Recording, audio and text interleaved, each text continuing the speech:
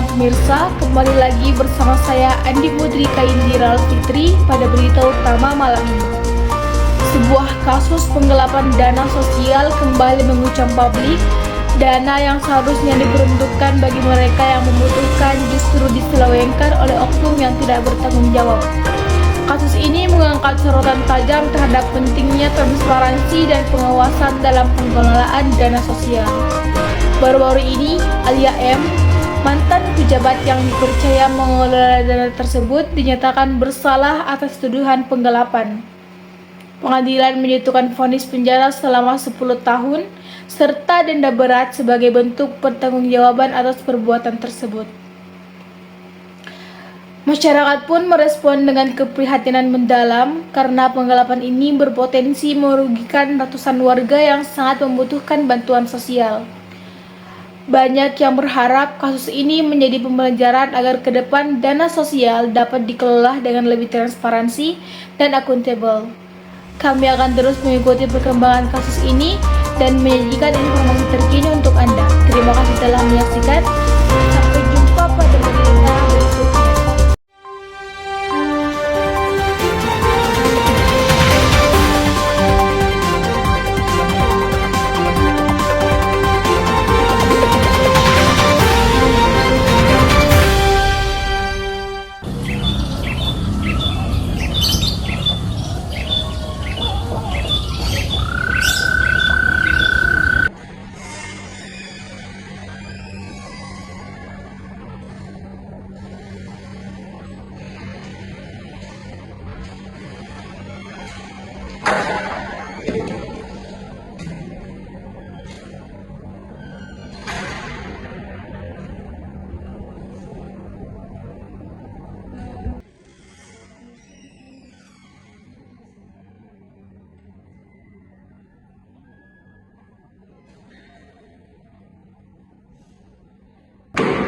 Sidang kita mulai. Selamat pagi. Terima kasih telah hadir tepat waktu.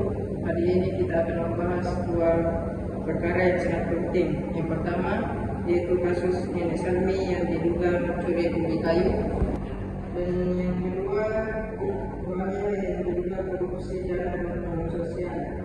Saya harap kita semua bisa mendengarkan pikiran kita yang berbeda dan juga kebutuhan hukum yang berkualitas. Terima kasih Yang Mulia. Untuk kasus Nenek Salmi, terdakwa diduga melanggar pasal 382 KUHP tentang pencurian dengan nilai kerugian sekitar Rp20.000. Sedangkan Bu Alia terdakwa melanggar Undang-Undang Nomor 31 Tahun 1999 pidana korupsi karena menggelapkan dana bantuan sosial sebesar miliaran rupiah.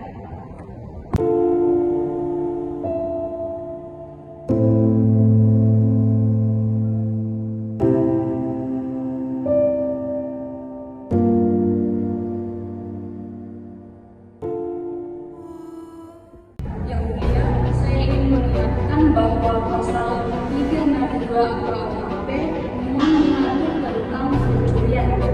Namun, kita juga harus melihat pada pasal 3 Undang-Undang Nomor 11 Tahun 2012 tentang sistem peradilan pidana anak dan pidana dewasa yang menekankan perlunya memperhatikan aspek kemanusiaan dalam penegakan hukum. Dalam kasus Nenek Salmi, ia hanya mencuri untuk kebutuhan hidupnya, bukan untuk kepentingan pribadi. Yang Mulia, saya tidak bermaksud untuk mencuri.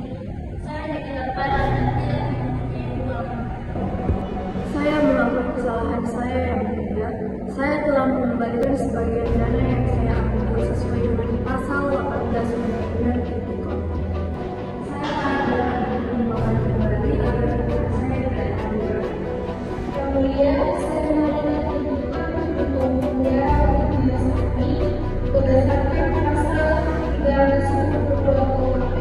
Sedangkan Bu Alia, saya meminta tuntutan penjara dan persetujuan berdasarkan pasal 18 Undang-Undang Tipikor Kembali Dana dan Penyesuaian.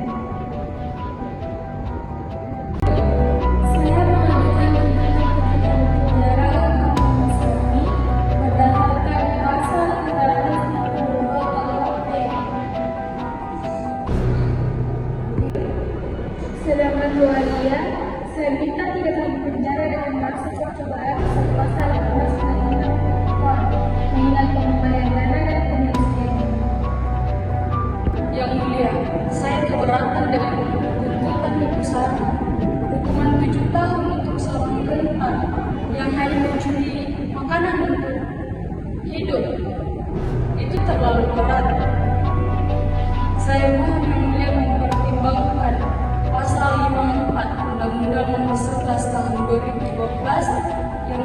tentang sistem peradilan pidana anak dan orang dewasa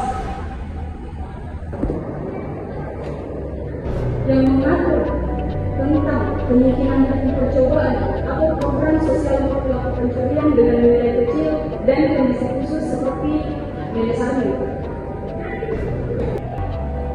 Saya juga ingin memohon keadilan yang mulia. Saya berjanji untuk memperbaiki diri dan tidak mengulangi kesalahan yang dialami.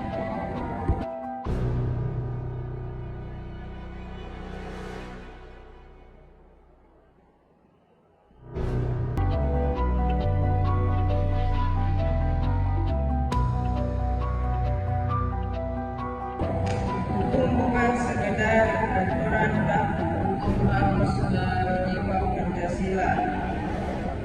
Sila kedua mengajarkan kita untuk memperlakukan manusia dengan adil dan beradab.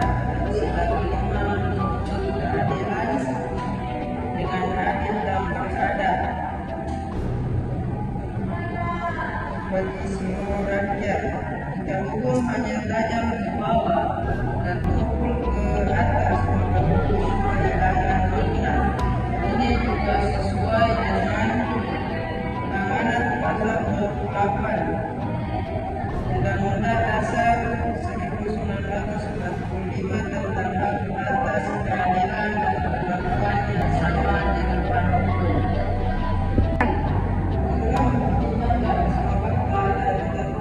Saya putuskan untuk ini